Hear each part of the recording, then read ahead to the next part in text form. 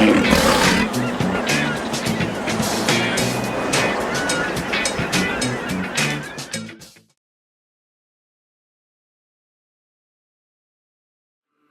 we are now in Italy, in the north of Italy, and behind me you can see Costa del Sol. So the sun is not really out now because it's covered by the clouds, but we are happy to be at the seaside again, and this is the closest point from Austria to reach the sea. It's called Adria, and tomorrow we will have a look at the boat. It's a Chenot Voyage 12.5, so it's a 42 feet long sailing yacht, and we will have a look at her. So maybe it's a perfect boat or not, so we will see it tomorrow. Sue joined me. Are you happy to be in Italy again? Sì, certo. Certo, certo. Once again we do our workout. Sue is working out hard.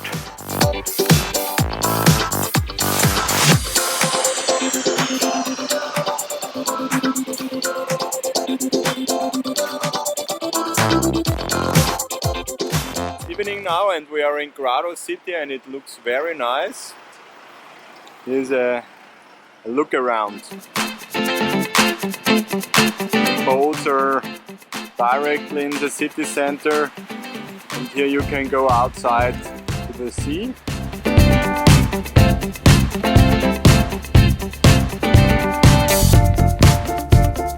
Now we have a direct comparison of the size of the boats which we are looking for, and in front of us is a Hallberg Rassi 352, so it's about 36 feet long.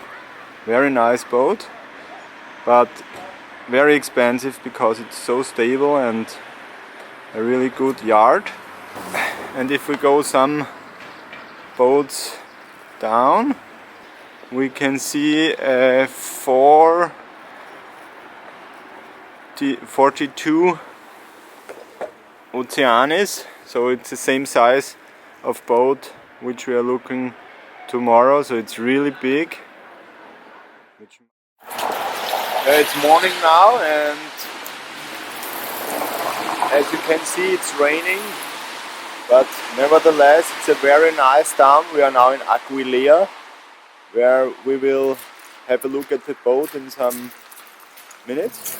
And now we are visiting a church here. Here you can see it's a very nice view down the street. And my father told me that inside the church is a very nice floor. And I have to see it because it's awesome.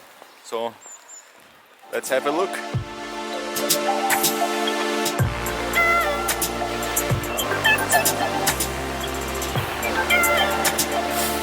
Yes, and here you can see the floor.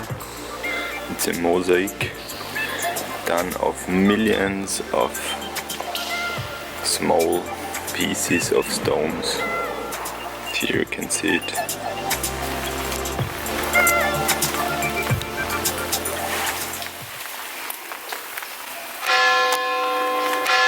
Yes, and today I want to tell you the full story how we finally find our boat. Yes, after we had been in Italy and were not satisfied with the boat because the general shape inside, it was smelling and it was not the boat that we were looking for. And I've spoken with a lot of sailors, and they said yes, it's thin plastic and look for a better shape. And so we were looking on, and I got the idea to look for an aluminium boat. And once again I spent some hours in the internet and were looking for aluminium boats, sailing yachts of course. And then I found one in the Netherlands. And I looked at it and I get in contact with the broker, and he said yes, the boat is still there. And yeah, I was thinking about it only one day, and then I said to Sue, okay, let's go to the Netherlands and have a look at the boat. And I called the broker and he said, bad luck, the boat is already sold. So I said, no problem, let's have a look. I spent some hours on different websites looking for a sailing yacht made of aluminium.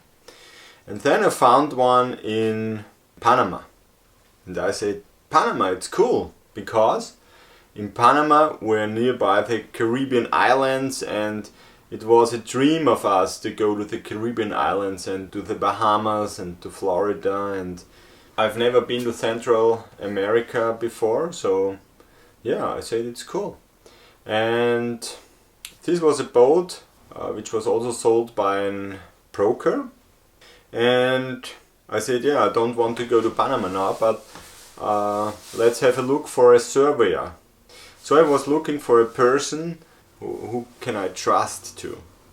And I just was typing something to Facebook and about an aluminium boat, and then a friend of mine who has studied biology for the sea wrote some sentences, and he said, I'm in Panama now and I know a guy who has an aluminium boat and he's in Panama City. And he gave me his number, so I called him and asked him if he can go for some dollars to have a look at the boat, and if he can make a survey of the boat too. And on the day where the boat was coming out of the water, he was there, and about 6 hours he was looking for the boat. And yeah, in the evening I called him and he said, forget it, this boat is a totally wreck, it's a nightmare. First I couldn't imagine why, because the photos were looking so good, but afterwards I realized that the photos of the boat, which I have seen in the internet, were made 10 years before. The photos were from 2006. So it's silly, or? So it was a really luck that I found the guy, Hannes, who helped me. And yeah, so I had already paid something to have the possibility to have a survey. And I looked at the side of the broker, and I saw a Hallberg Rassi 352. And as you can remember, in the beginning of my search I always was looking for a Hallberg Rassi, because I know this boat is very strong. It has a strong hull, and it has a nice strong built furniture inside.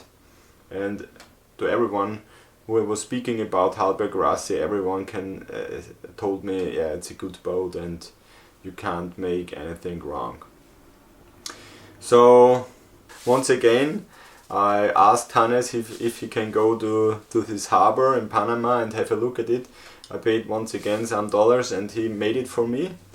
And yeah, this boat was in a really good shape, something to repair, but not big things. So I said, okay, let's do the deal.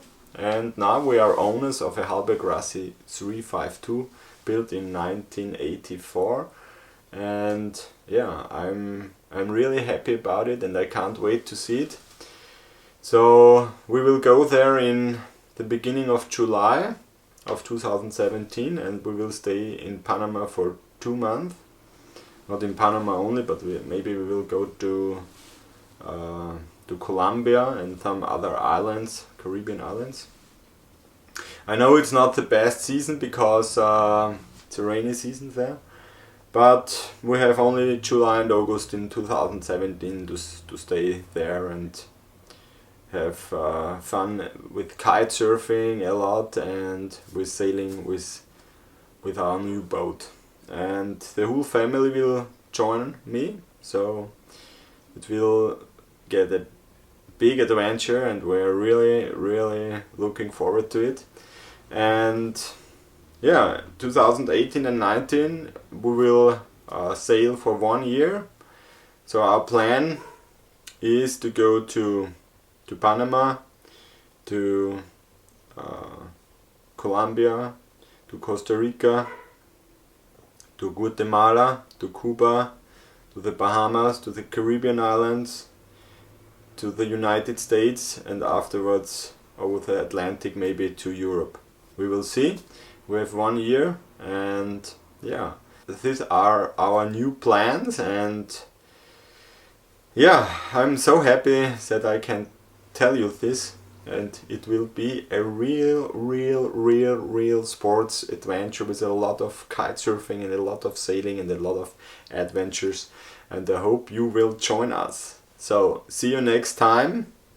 I will keep you up to date on the Sailing Family. See you. Bye bye.